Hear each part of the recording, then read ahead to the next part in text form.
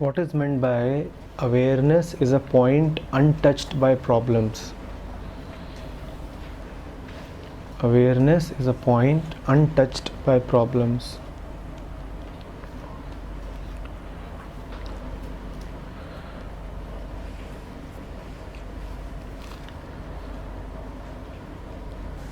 स्थिति और समस्या का अंतर क्या अंतर है?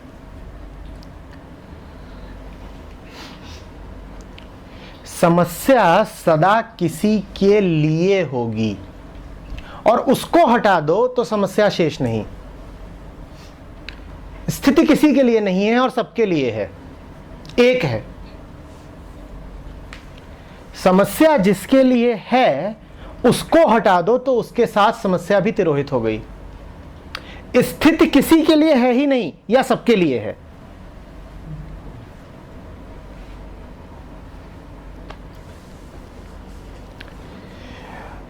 मैं मिर्च नहीं खाता, पकौड़े में मिर्च है, ये किसके लिए समस्या है? पकौड़े में मिर्च है, ये समस्या किसके लिए है? उसके लिए जो मिर्च नहीं खाता। वो यदि इस कमरे में ना हो तो समस्या कहाँ है? वो यदि इस कमरे में ना हो तो समस्या कहाँ है?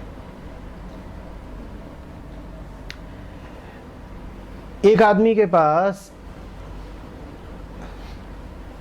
2 लाख थे, उसको 8 लाख मिल गए, उसके पास कितने हो गए? एक आदमी के पास 20 लाख थे, उसके 10 लाख चोरी हो गए, उसके पास अब कितने हैं? स्थिति दोनों की एक के लिए लेकिन गहरी समस्या है। स्थिति एक है, समस्या गहरी है। किसी के लिए, किसके लिए? जिसके पास अपना एक पूरा अतीत है, उस अतीत से तुलना है और विचार है। अन्यथा स्थिति तो यही है कि तुम्हारे पास 10 लाख हैं। समस्या हमेशा किसी के लिए होती है। और याद रखना, समस्या हमेशा कामना से जुड़ी होती है। तुम्हारी कामना और कामना जनित समस्या।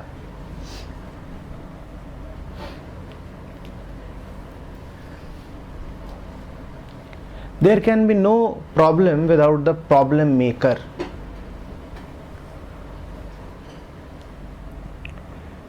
हम गलती ये करते हैं कि हम समस्या सुलझाने पहुंच जाते हैं, प्रॉब्लम मेकर की तलाश नहीं करते। हमें लगता है कि व्याधि बाहर है।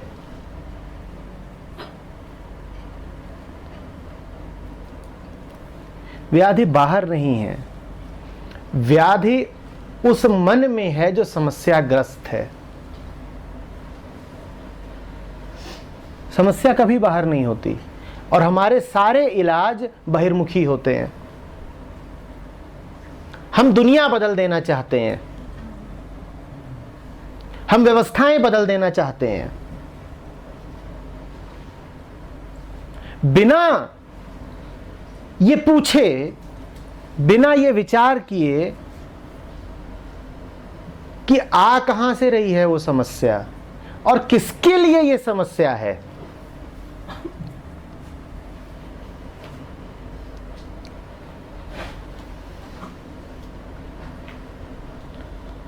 एक लालची मन के लिए पहाड़ों पर खड़े पेड़ बड़ी गहरी समस्या होंगे।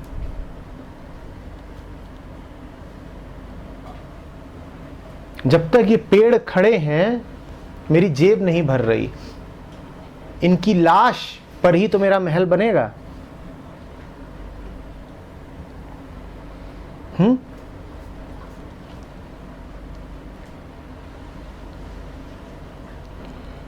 एक बड़ी बहुराष्ट्रीय कंपनी के सीईओ के लिए आजकल यही समस्या है कि नदियों का बहता पानी लोग मुक्त होकर के क्यों पी जाते हैं। ये कैसे संभव है कि पानी साफ बह रहा है, निर्मल, और तुम गए और तुमने अंजलि भर के पी लिया? पैसे नहीं दिए, टिकट लिया क्या? और जब तक तुम उस पानी को यूं ही पीते रहोगे, हमें पैसे कहां से मिलेंगे?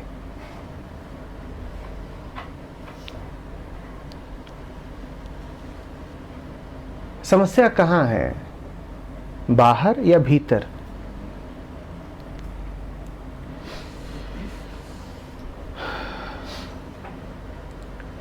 मन के लिए सब कुछ एक समस्या ही है, और इसका प्रमाण ये है कि वो सदा सोचता है।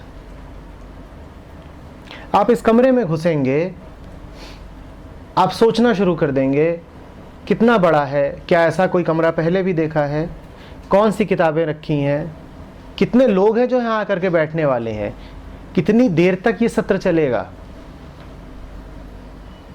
हजार विचार आपके मन में आएंगे। आपके लिए कमरा एक समस्या है और आपको इसे सुलझाना है। यदि ये संभव हो सके कि आप आएं और शांति से निर्विचार बैठ जाएं, तो आप एक स्थिति में हैं।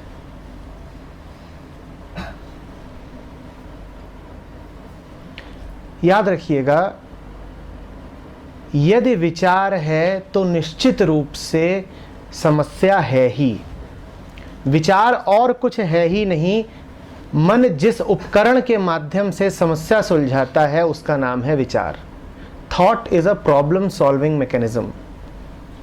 यदि विचार है तो पूछिए अपने आप से, तू किस समस्या को सुलझा रहा है?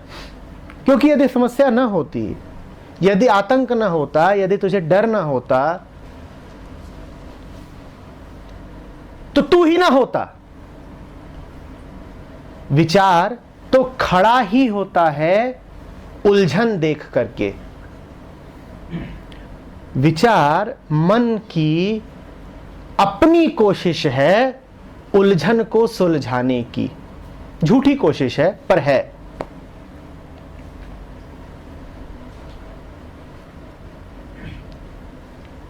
आप बैठे हैं, अचानक वातावरण में कोई स्पंदन उठेगा और आप सोचना शुरू कर देंगे।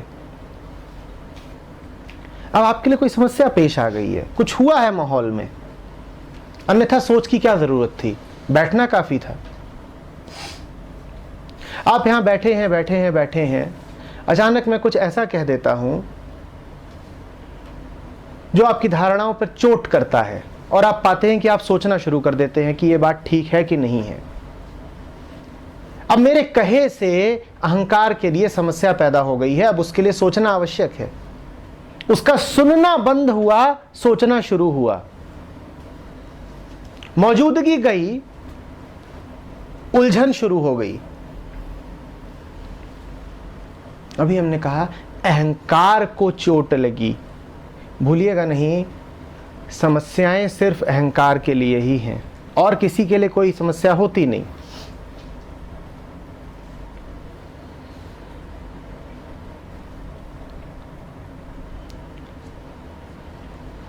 बोध वो बिंदु है जिसे विचार छू नहीं सकता। बोध वो बिंदु है जहां जानने वाला तो है पर जानकारी नहीं है। उलट दें उसको तो बोध वो बिंदु तो है जहां न जानकारी है, न जानने वाला है, मात्र जानना है।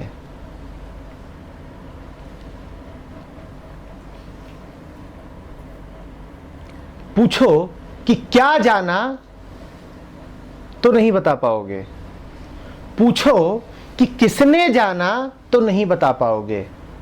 लेकिन जाना, अच्छा फिर कैसे पता कि जाना? क्या प्रमाण की जाना?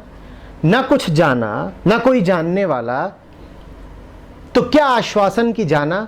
आश्वासन ये कि सोच नहीं रहे हैं। न जाना होता तो ये बात एक समस्या की तरह खड़ी हो जाती और मुझे सोचना पड़ता। बात के साथ चलिएगा, थोड़ा ध्यान की आवश्यकता है। यदि न जानता होता तो अपूर्णता का एहसास होता, लगता कि जानना है, समस्या सामने खड़ी है, मुझे जानने की कोई आवश्यकता ही महसूस नहीं हो रही, यही प्रमाण है इस बात का कि जानता हूं। आपसे कोई मिलता है, दो तरीके हैं मिलने के, कि आप उससे उसका नाम पूछें, पता पूछें, घर, खानदान, राष्ट्र, आर्थिक स्थिति, ये सब पूछें और कहें कि मैं इस व्यक्ति को जानना चाहता हूं। और एक आदमी ऐसा भी हो सकता है जो उसे मिले और उससे ये सारे सवालात पूछे ही नहीं। क्यों नहीं पूछ रहा? क्या उसे पहले से पता है? नहीं, उसे जानना ही नहीं है। और यही प्रमाण है इस बात का कि वो वास्तव में उस व्यक्ति को जानता है। जानकारी से जानना नहीं होता है, बोध से जानना होता है। और बोध का अर्थ है कि अब जानकारी की जरूरत किसे है। तुम्हें इतनी गहराई से जानते हैं कि हमें पता ही नहीं करना कि तुम्हारा नाम क्या है, तुम्हारा होना काफी है। रुचि किसको है ये जानने में कि किस शहर से आ रहे हो, कि कितना पैसा है तुम्हारे पास, किस राष्ट्र, किस संप्रदाय के हो, क्या उम्र है तुम्हारी, ये जानना ही नहीं। यही प्रमाण है इस बात का कि हम तुम्हें जानते हैं। न जानते होते तो ये सारे सवाल पूछते। यदि न जानते होते तो पूछते ना कि बताओ भाई अपने बारे में। यदि मेरे भीतर इच्छा ही नहीं उठ रही, यदि वो विचार ही नहीं उठ रहा कि पूछूं, तो इसका अर्थ है कि कुछ ऐसा जानता हूं जो इस जानकारी से कहीं आगे का है। कुछ ऐसा जानता हूं कि अब और ये फिजूल सवाल पूछने की जरूरत ही शेष नहीं बची।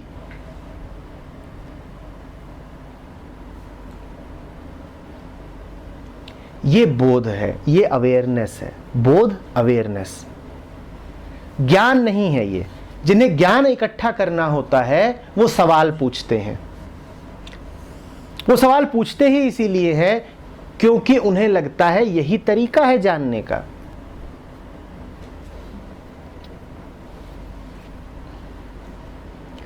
बात समझ में आ रही है?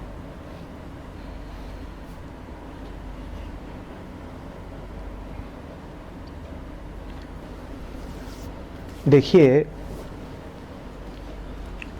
कभी ये मत कहा करिए कि I am aware of something. इससे ज्यादा भ्रांतिपूर्ण वक्तव्य नहीं हो सकता। I am aware of something में शुरुआत भी गलत है और अंत भी गलत है। आई एम यदि बाकी है तो अवेयरनेस कैसी? और ऑफ समथिंग है, यदि उसका कोई विषय है तो अवेयरनेस कैसी? बोध माने मात्र बोध। Awareness alone exists. न उसका कोई आगा है आई एम, न उसका कोई पीछा हो सकता है कि ऑफ समथिंग। अवेयरनेस इज, बोध है। मेरा बोध नहीं हो सकता और किसी का बोध नहीं हो सकता। इसी प्रकार हम आम बोलचाल में कह जाते हैं कि आई अंडरस्टैंड दिस। यह भी उतना ही झूठा कथन है। आप किसी बात को कभी नहीं समझते, आप समझ में स्थापित होते हो। समझ वस्तु विशेष, व्यक्ति विशेष या विषय विशेष की नहीं होती कि मुझे इस विषय की बड़ी समझ है। तुम्हें विषय का ज्ञान हो सकता है, बेशक हो सकता है, विषय का ज्ञान हो सकता है, विषय की समझ नहीं होती। समझ का अर्थ है कि शांत हो गए हैं, ऐसा जानते हैं कि अब जानकारी की जरूरत नहीं है। इसी का नाम है समझ, इसी का नाम है बोध। ऐसा जानते हैं कि जानकारी चाहिए नहीं, ज्ञान की आवश्यकता नहीं। ज्ञान चाहिए किसको? क्यों फिजूल बातें बता रहे हो? मिलने आए हो, बैठ जाओ बगल में, इतना काफी है। क्यों फिजूल बातें बता रहे हो कि क्या हाल चाल है? मौन में बैठ जाओ, बहुत है। होना काफी है, बातचीत का क्या करेंगे?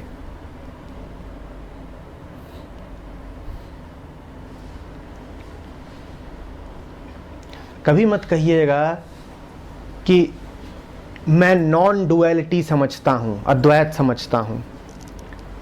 आपको फिर उसका ज्ञान होगा, आप उसके संबंध में कुछ जानते होंगे, आप उसको समझते नहीं हैं क्योंकि उसको नहीं समझा जाता। कभी ना कहिएगा कि मैं आत्मा समझता हूं कि अनात्मा समझता हूं। कभी ना कहिएगा कि मैं मन समझता हूं कि मैं परम समझता हूं। इनका ज्ञान हो सकता है और ज्ञान की अपनी उपयोगिता है। ज्ञान इकट्ठा कर लीजिए, उसकी जब आवश्यकता हो तो ले लीजिए, अच्छी बात। पर आत्मा को समझा नहीं जाता, अद्वैत को समझा नहीं जाता, जा सकता नहीं।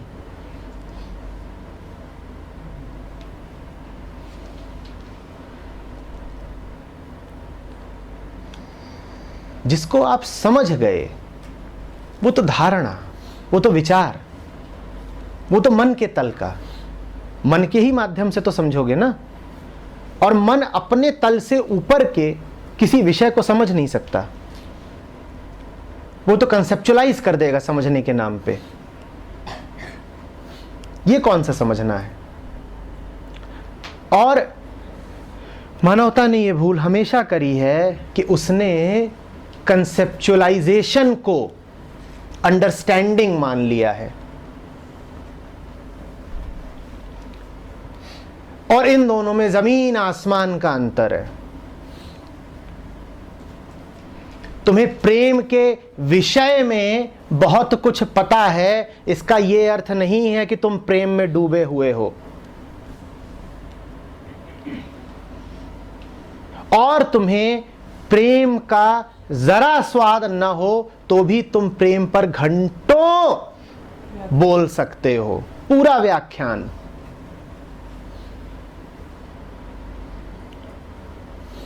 ये तो छोड़ ही दो कि तुम्हारे श्रोताओं को भ्रम होगा, तुम अपने आप को भी धोखे में डाल सकते हो कि मैं तो बड़ा प्रेम पारखी हूं।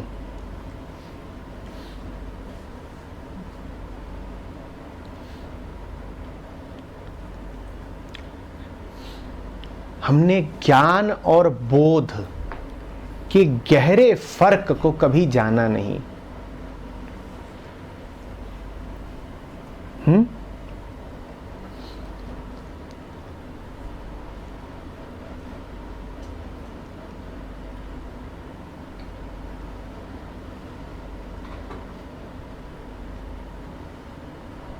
कभी गहराई से शांत हो जाएं, गहराई से शांत हो जाएं।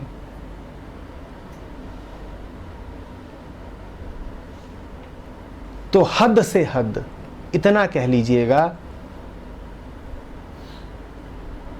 कि समझ रहा हूं, वो भी बहुत आहिस्ता, बड़े मौन में, बड़े धीरे से समझ रहा हूं। और हूं तक आते आते तो इतने आहिस्ता से बोलिए कि हूं सुनाई ही न दे। हूं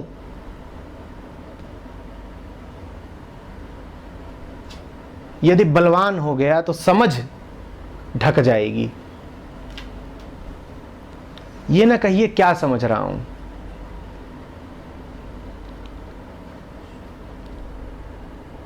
टुकड़े को नहीं कभी समझा जाता।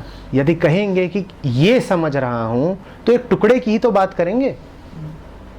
समझने का अर्थ ही है कि पूर्ण में स्थापित हो रहे हैं, शांत हो रहे हैं, समझ रहे हैं। क्या समझ रहे हैं नहीं जानते, नहीं जानते क्या समझ रहे हैं, पर समझ में आ रहा है।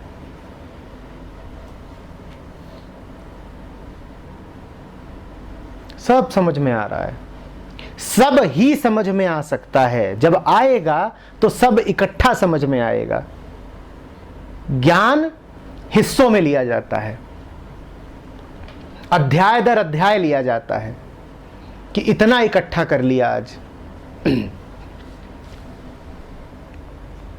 और समझ छप्पर फाड़ के आती है, टुकड़ों में नहीं आती। समझ मौत की तरह होती है, पूरी। अधकचरी मौत सुनी है कभी कि उंगली कट गई तो 1.5% मर गए आज?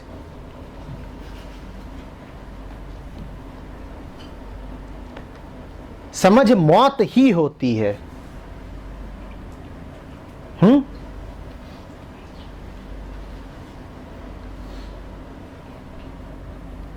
जहां मन नहीं, और मन कैसे नहीं कि मन ने कर लिया जो उसे करना था, दौड़ लगा ली जितनी लगा सकता था, पर इतनी चेतना उसमें है कि दौड़ दौड़कर अपनी ही सीमाओं का अनुमान कर लिया। समझ गया कि कितना भी दौड़ूंगा इसी तल पर दौड़ूंगा, यही मेरी सीमा है।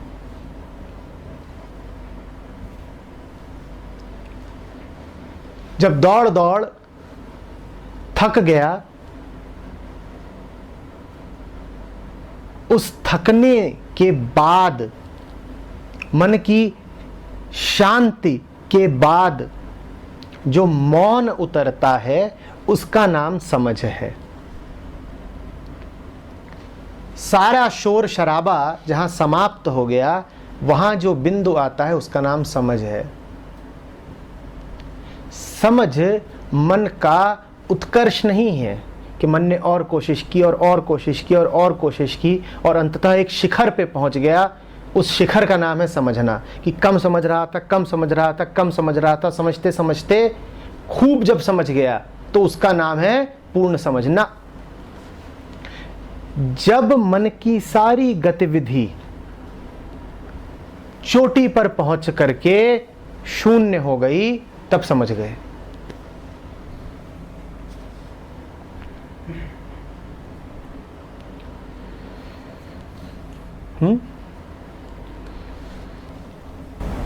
सर, इस प्रक्रिया में ज्ञान का भी कुछ इस्तेमाल होता है? अच्छा सवाल है कि समझने की प्रक्रिया में ज्ञान का क्या योगदान।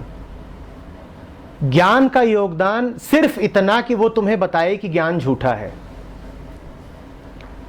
ज्ञान किसको, क्या उसको जो ज्ञान से पूरा अछूता है? ऐसे तो हम हैं नहीं। हम में से कोई ऐसा है जो ज्ञान से पूरी तरह अछूता हो? जो ज्ञान से पूरी तरह अछूता हो उसे ज्ञान देने की आवश्यकता नहीं। पर हम सब ज्ञानी हैं। हम ज्ञानी हैं, इसीलिए हमें अब और ज्ञान चाहिए। हमें यह ज्ञान चाहिए कि हमारा सारा संचित ज्ञान झूठा है। हमने खूब शब्द इकट्ठा कर रखे हैं, खूब धारणाएं मान्यताएं बना रखी हैं। इंद्रियों के माध्यम से मन को खूब गोदाम बनाया है। उन्हीं इंद्रियों के माध्यम से एक किताब चाहिए जो भीतर प्रवेश करे और जिसमें ये शब्द लिखे हों कि तूने जो इकट्ठा किया आज तक वो झूठा है, कि ये तुझे वो ना दे पाएगा जिसकी तुझे तलाश है। तो ज्ञान की एकमात्र उपयोगिता ये है कि वो पूर्व संचित ज्ञान को काट दे। सम्यक ज्ञान यही है कि तुम्हारा सारा ज्ञान झूठा है। यही ज्ञान की उपयोगिता है। जो ज्ञान अपने सत्य होने का एहसास कराए वो माथे का बोझ। जो ज्ञान स्वयं को ही विगलित कर दे, काट दे, वही ज्ञान सच्चा है। ये ठीक वही बात है कि जो शब्द तुम्हें शोर में ले जाए वो शब्द झूठा, और जो शब्द तुम्हें मौन में ले जाए वो शब्द सच्चा। जो ज्ञान तुम्हारे अहंकार को और बल दे वो ज्ञान झूठा। जो ज्ञान तुम्हारे अहंकार को काट काट दे वो ज्ञान सच्चा।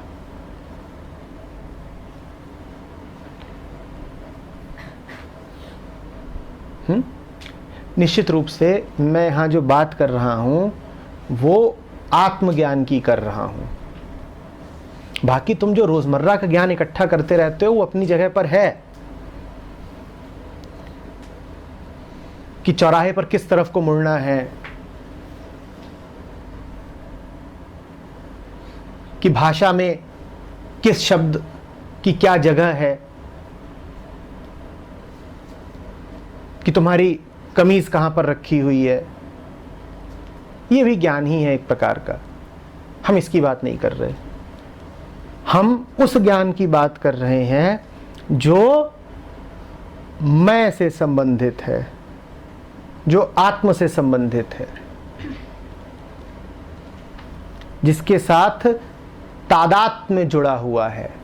हम उनकी बात कर रहे हैं। हम कह रहे हैं असली ज्ञान वो जो तुमको गला दे। ठीक इसी तरीके से सुंदर इंद्रियगत अनुभूति वो जो तुमको गला दे। जिस जगह पर खड़ा होकर के तुम पाओ कि तुम नहीं रहे, वो जगह शुभ है। जिस व्यक्ति के पास बैठ करके तुम पाओ कि तुम नहीं रहे, वो व्यक्ति शुभ है। जिन शब्दों को सुन करके तुम विसर्जित हो जाओ, वो शब्द शुभ है। शुभ कह लो या सुंदर कह लो।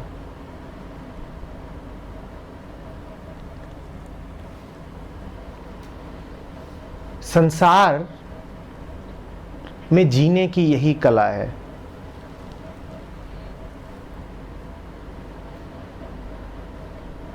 कैसे चुने, कैसे जाने कि किसी भी क्षण पर क्या उचित है करने के लिए, कैसे जाने